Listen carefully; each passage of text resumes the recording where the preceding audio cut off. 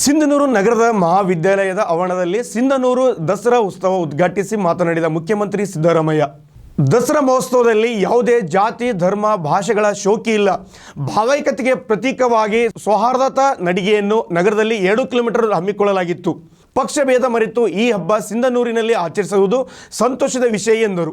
Sindhanur to ಕಲ್ಮಲ್ 78 kilometre ಉದ್ದದ ಚತುಷ್ಪಥ ರಸ್ತೆಯನ್ನು 1695 ಕೋಟಿ ರೂಪಾಯಿ ವೆಚ್ಚದಲ್ಲಿ ಕಾಮಗಾರಿಗೆ ವೇದಿಕೆಯಲ್ಲಿ ಶಂಕುಸ್ಥಾಪನೆ ನೆರವೇರಿಸಿದರು.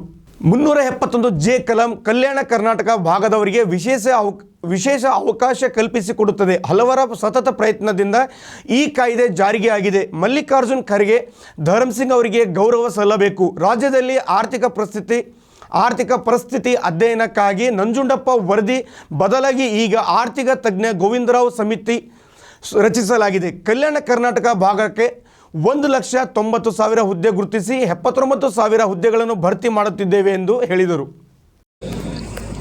ದಸರಾ ಮಹೋತ್ಸವ ಆಚರಣೆ ಮಾಡ್ತಕ್ಕಂಥದ್ದು, ಇದರಲ್ಲಿ ಎಲ್ಲ ಜಾತಿಯವರು, ಎಲ್ಲ ಧರ್ಮದವರು, ಎಲ್ಲ ಭಾಷೆಯವರು ಕೂಡ ದಸರಾ ಮಹೋತ್ಸವದಲ್ಲಿ ಭಾಗವಹಿಸ್ತಾರೆ. ಇದಕ್ಕೆ ಯಾವುದೇ ಜಾತಿ, ಧರ್ಮ, ಭಾಷೆಗಳ ಸೋಂಕಿಲ್ಲ. ಎಲ್ಲರೂ ಕೂಡ ಭ್ರಾತೃತ್ವದ ದ್ಯೋತಕವಾಗಿ ಈ ಕಾರ್ಯಕ್ರಮದಲ್ಲಿ ಭಾಗವಹಿಸ್ತಾ ಇದ್ದಾರೆ.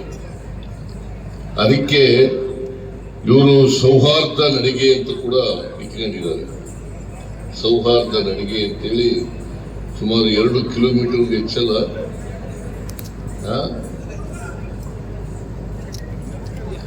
2 ಕಿಲೋಮೀಟರ್ ಮೆರವಣಿಗೆಯನ್ನ ಮಾಡಿದ್ದಾರೆ. ನೀವು ಅನೇಕ ಜನ ನಡ್ಕೊಂಡು ಬಂದಿದ್ದೀರಿ. ನಂಜುಂಡಪ್ಪನವರ ವರದಿಯಿಂದ ಇಡೀ ರಾಜ್ಯದಲ್ಲಿ ಅಸಮಾನತೆ ಬಗ್ಗೆ ಏನಾಗಿದೆ ಅಂತಕ್ಕಂಥದ್ದು ಗೊತ್ತಾಗಬೇಕು ಅನ್ನೋ ಕಾರಣಕ್ಕೋಸ್ಕರ ಈಗ ನಂಜುಂಡಪ್ಪನವರ ವರದಿಗೆ ಬದಲಾಗಿ ಗೋವಿಂದರಾವ್ ಅವರ ಅಧ್ಯಕ್ಷತೆಯಲ್ಲಿ ಒಂದು ಸಮಿತಿಯನ್ನ ರಚನೆ ಮಾಡಿದ್ದೇನೆ.